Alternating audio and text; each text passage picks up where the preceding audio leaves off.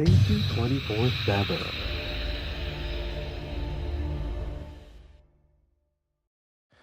Few things are worse than defeat, and that is compromise with evil. And you would admit that we are living in a world where compromise is becoming a way of life. One such form of compromise is the whole question of pornography. And today we look at this all-important subject. Pornography, is it a way to distress, or is it a form of distress? And we have invited two doctors to help us unravel this subject and to see how it impacts our national community and how we can treat with it. Thank you, Dr. Ocho, Dr. Oscar Ocho, and Dr. Sandra Reed. Dr. Ocho, I'm forced to begin with you and give us some statistics, if you like. How prevalent is this incident of pornography within Trinidad, if you have any statistics to prove that?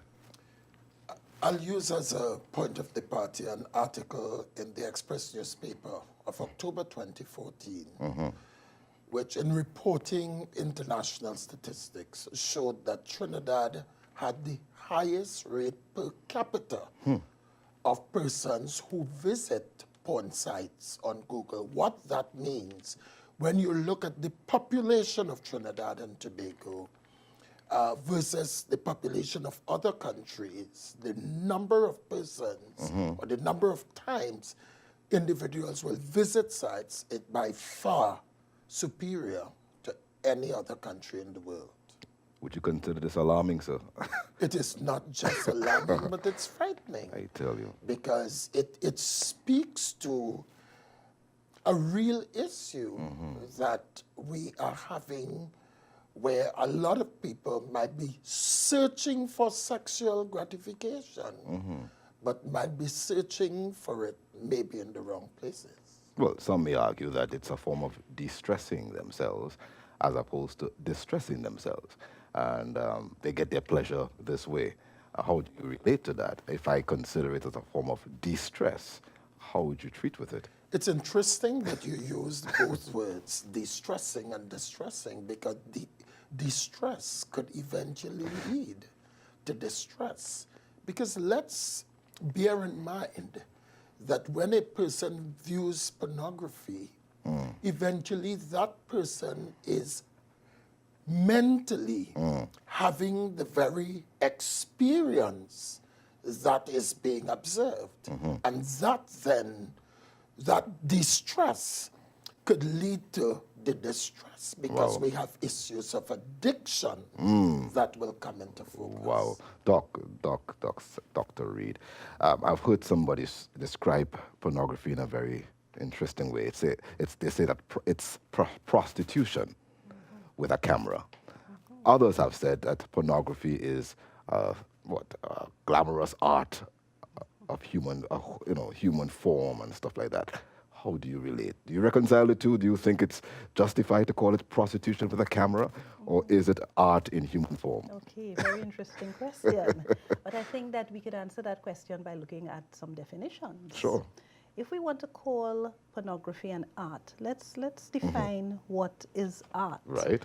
Generally, art is the creative expression using one's skill or one's talent that is meant for others to appreciate, that is meant for others to enjoy, and that is expected to bring some amount of joy and pleasure to the viewer. Right. On the other hand, prostitution is the sale of something. Right. It's the sale of sex, which brings pleasure to the buyer. So when we think of those two definitions and we look at pornography, we're asking ourselves then, is pornography an artistic expression meant for the relaxation of the viewer, or is it something that is bought to produce sexual pleasure? I think it's the latter. Okay. So I'm inclined to think that the prostitution analogy may be more accurate than the analogy of an artistic expression. Okay, so you don't buy that? No, unfortunately, no. Unfortunately, no. Dr. Ocha, I know pornography can become addictive. How is so? I may consider it as a form of entertainment, but you are calling it addiction. And so we're looking at the word addiction because you alluded to that. How does it lead to addiction, and how do I know I'm addicted? Now, it's interesting, when we look at the word addiction, it really speaks to an individual's lack of control over a particular thing or behavior, where that which the person is now endeared to becomes overpowering and takes over the individual's capacity to be rational and know when to say no or know when to stop. Right. What pornography does is that after a while it starts off very innocently, because we have to understand the impact of images on our brain. And within all of us, there is the pleasure center. And therefore, what, after a while, that which may have started innocently, the individual searches now for a more pronounced or a greater volume of that which he is searching for. So the action, which may have started innocently, you need more and more intense action to be able to have the same effect. And that is what makes it addictive, because in the absence of that, you feel powerless to get the same erotic pleasure that you're looking for. Good. I know you are saying something that makes me realize that the whole question of sexual activity cannot be limited to sexual organs only. It has to do with the mind as well. Definitely. And hence the reason there is something called cyber sex, which has nothing to do with contact, human contact or physical contact, but it does happen. And that's why we have to help people to recognize that the most powerful sexual organ is not the genitals, but it's the brain. It's the brain. That's interesting. Interesting. And once the brain has been impacted, it could affect the genitals. Everything else. Doc, let me become Doc Reed. Let me become a little controversial here. I've heard couples say that the viewing of porn, we both are married, and we want to look at porn to improve the level of intimacy between ourselves, to learn a few things, a few tricks, if you like. Would you, as a psychiatrist, advise a couple, or would you advise somebody to advise a couple that is all right, go ahead and use porn because it will improve the level of intimacy between the two married people? Theoretically, that sounds like a good idea. One may think that you have role models, so to speak, and you may learn a trick or two. But if it were just to stop there, it may be okay. But when you really think about it, what pornography brings into a bedroom or brings into a home is a lot of emotional and psychological trauma, because it's meant for the purpose of eroticism, and it has nothing really to do with the intimacy that is intended between a married husband and a wife, right? And also you find that problems develop. Pornography is not real. These are actors who engage in activities that are sometimes not physically possible. So you have the woman comparing herself with the female actress and wanting to look like her and do things like her. Similarly with the husband, wanting to be like the male actor. And these things can sometimes be frustrating, because especially for a woman, you develop an impaired sense of sexual sense. And you feel incompetent as a partner for your husband. Sometimes the male wants his wife to be like what he saw. That's right. And these things are not realistic. They're not, I mean, they're created. They sometimes have pauses in the taping of these things that allow men to, for instance, perform for much longer than a man would normally be capable of doing. And then the issue of trust. The couple begins to mistrust each other, and that is never good for a relationship. And then we also have that issue where the whole, as Dr. Ocho said, the body is no longer regarded as sacred and a source of love between the two people, but it now becomes purely an instrument for one's pleasure. So pornography, in fact, promotes selfishness, and that is not something that we would want in a marriage. The body was created by God to be used in a certain way, not just for pleasure. Dr. Ocho, is pornography affecting the church? Do you know of cases, without mentioning names, of course, that make you realize that it's in the church in a big way? In fact, although the data is dated, looking at a survey published in 2005, Christians and Sex Leadership Journal survey. It says that this was done in 2000, and 33% of clergy admitted to having visited porn sites. You said clergy, you know. Clergy, I said, because one of the things we have to recognize is before people are pastors and Christians, they are human. Right. And very often we want to disconnect them from the reality of their social environment. Right. In fact, 53% of those who visited the site visited a few times in the past year. And 57% of pastors in that survey said that addiction to porn is the most sexually damaging issue to their congregations. And I think the sooner we come face to face to realize that we are not insulated from the influences, from the challenges and the realities, and that even as Christians, we operate in the same social space as others, it's better for us to be able to confront this frontally. Dr. Reed, before we come to the end of this segment, how does it, I mean, give us some examples as to how pornography can destroy a relationship, particularly a marital relationship. How can it destroy it? So give us some examples of the ways in which it can destroy. Okay. Well, first and foremost, by the development of addiction in one of the individuals. Even though pornography may start off as an avenue for sexual pleasure, when one becomes addicted, it's no longer about pleasure. It's the loss of control, and it's about seeking to deal with the dysphoria. That's a term that we use. That happens when you want something so badly you can't get it because the brain chemistry is calling out for it. And you feel depressed, and you must have this compulsive behavior. This kind of dysphoria leads to separation between couples. It in fact decreases intimacy, and it drives couples apart, and I have seen where it can result in divorce.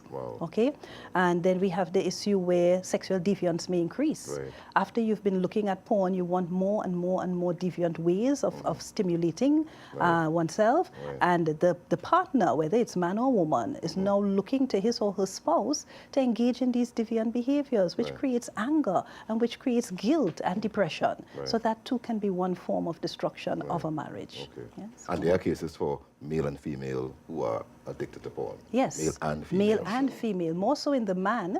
And it's interesting that men would tend to seek more of the overt graphic pornography.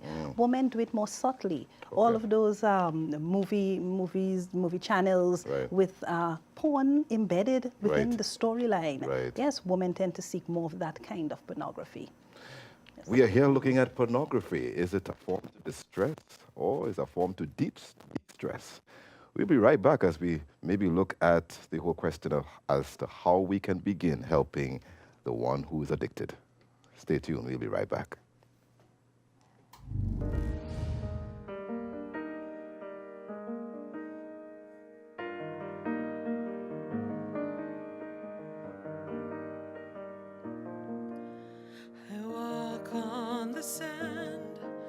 The waves come to shore, trying to take all the stones.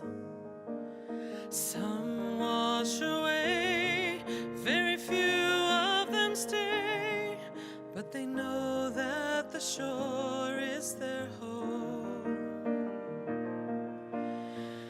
They are faithful when the strong winds blow, and when the storms are coming, the only thing they know is, even if they have to fight for everything they know is right, when the storms are over,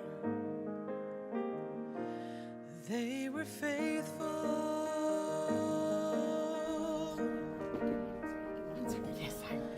I envy the few who can stand on their own when there's temptation around. I long to be like them, show you what I believe in.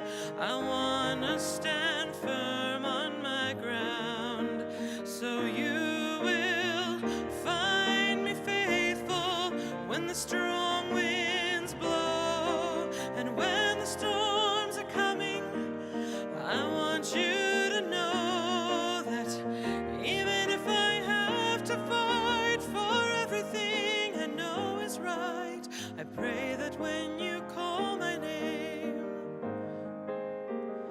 you'll find me faithful.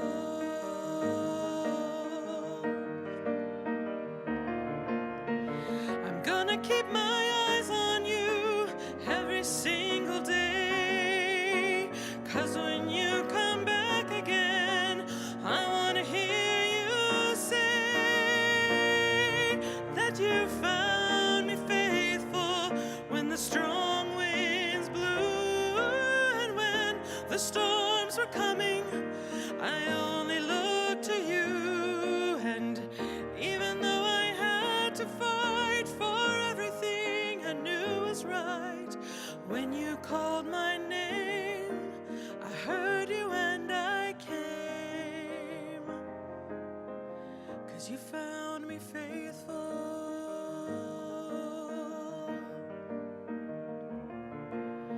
So even if I have to fight for everything I know is right, when the storms are over, you'll find me faithful.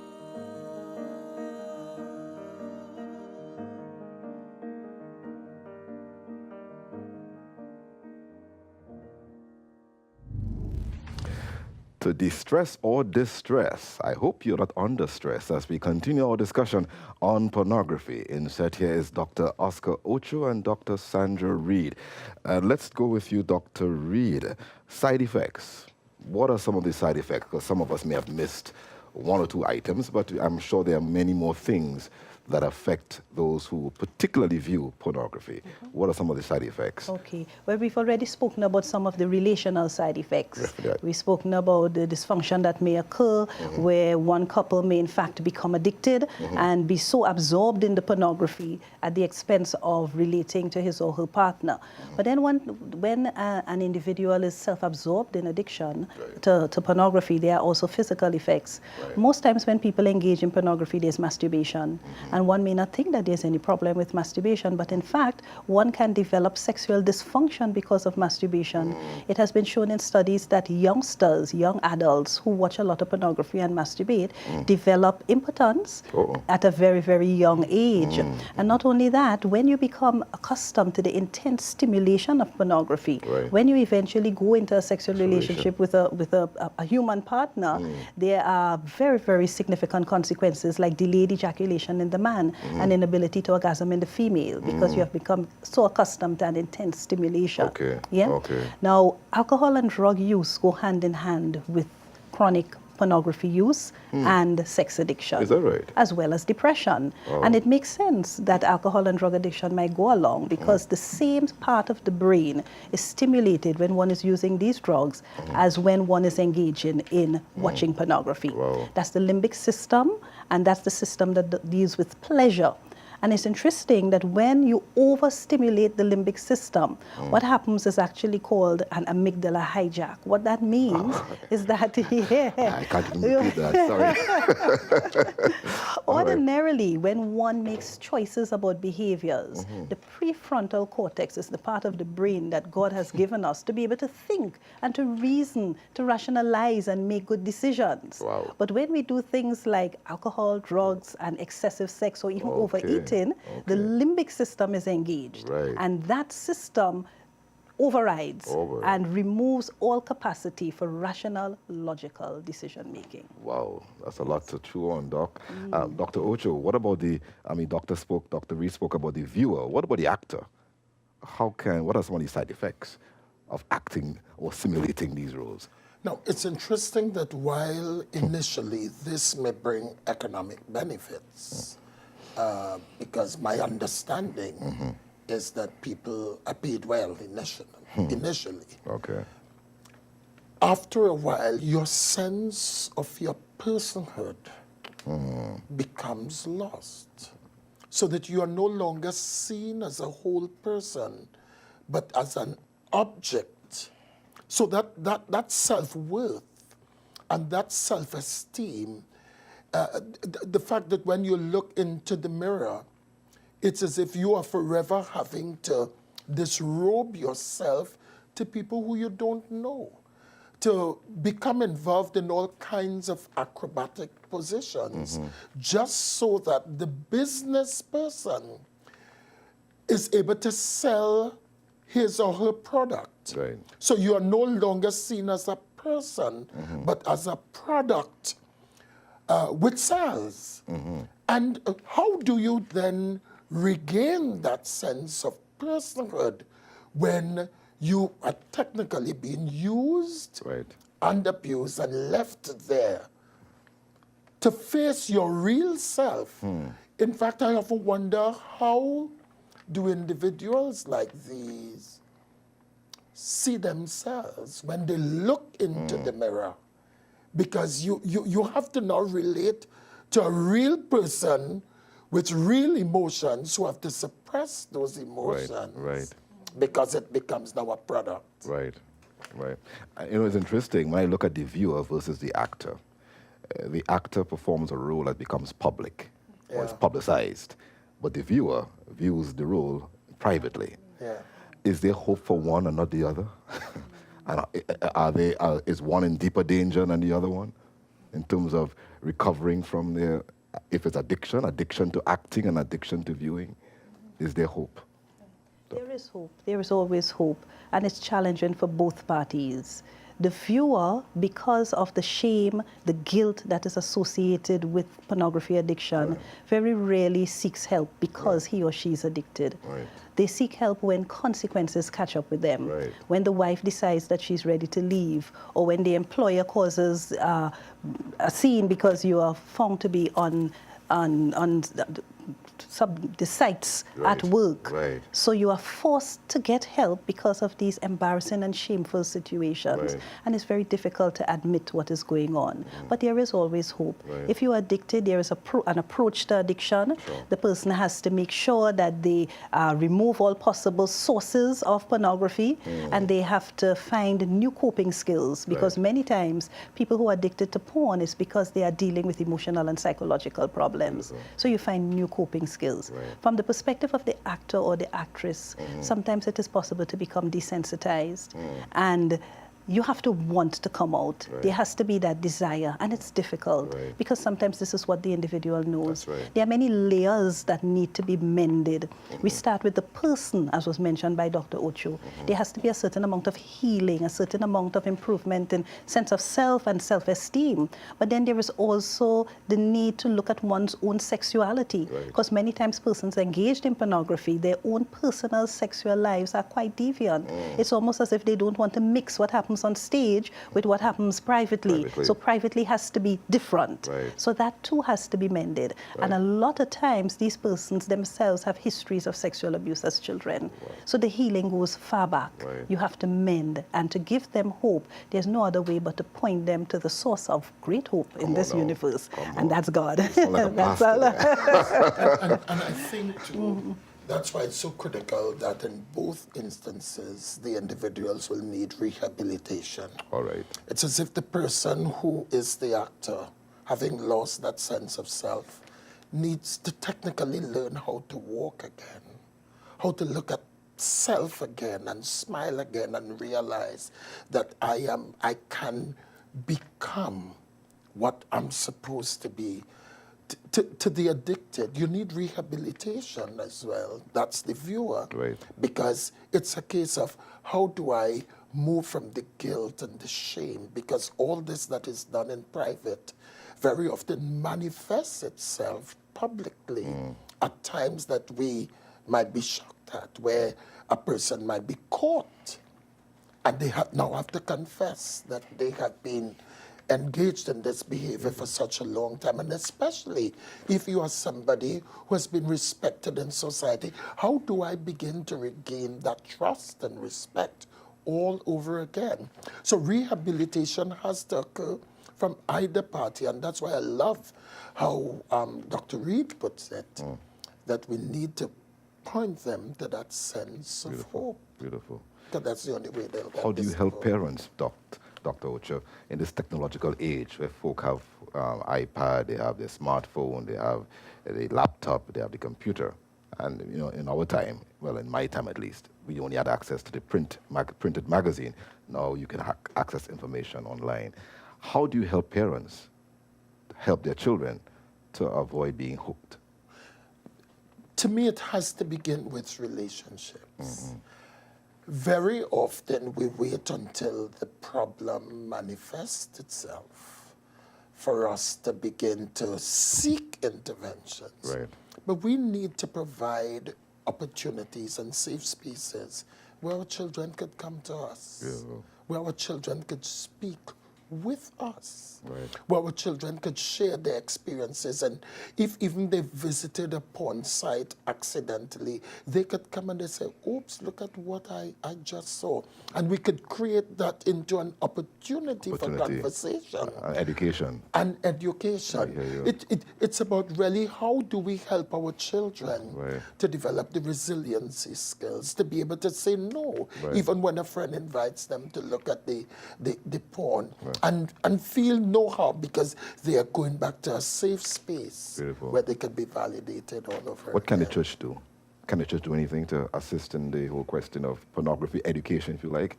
What can the church do? Well, the church must accept this as a challenge. And I think I want to commend you because this begins a real conversation. Because we are now on the international media highway. But the church also has to recognize that they are professionals who are also spiritual. Who can be able to provide the opportunities and the safe spaces where people could talk. We have to stop sermonizing. The church cannot just preach and sermonize about this because there are some deep underlying social issues, as Dr. Reed pointed out, those persons who have been abused. And the only way they feel validated is either going to be actors, where they get a sense of importance and power, or they continue to live the deep, dark secrets in private. And we as a church have to be able to create those safe spaces by bringing professionals and being free, frank, and open, but not judging people. Doc, you pointed them to Jesus. You pointed them to God. Why? Close the curtain on this. All right. They can do all things through him who strengthens them. I think that people need to remember God doesn't judge. God is a friend. He wants to help, and most importantly, he always has the capacity to help. We just need to go to him and ask for what we want. And in the case of the persons we're talking about, it's freedom from the enslavement of sex and pornography. Beautiful, beautiful. Yes. Thank you, Doc and Doc, for taking the time to deal with this very important subject of pornography. I think it was in Romans chapter 6 and verse 16 where Paul says, he who yields himself to sin will become the servant of sin. And if you yield yourself to Jesus, you will become a servant of Jesus. So you will always be a servant. You will always be a slave. But it depends on who is your master. I will make Jesus 24/7 your master. Thank you for taking the time to be with us, and I wish you God's strength so that you can overcome any evil that may befall you. We look forward to seeing you again on JC247.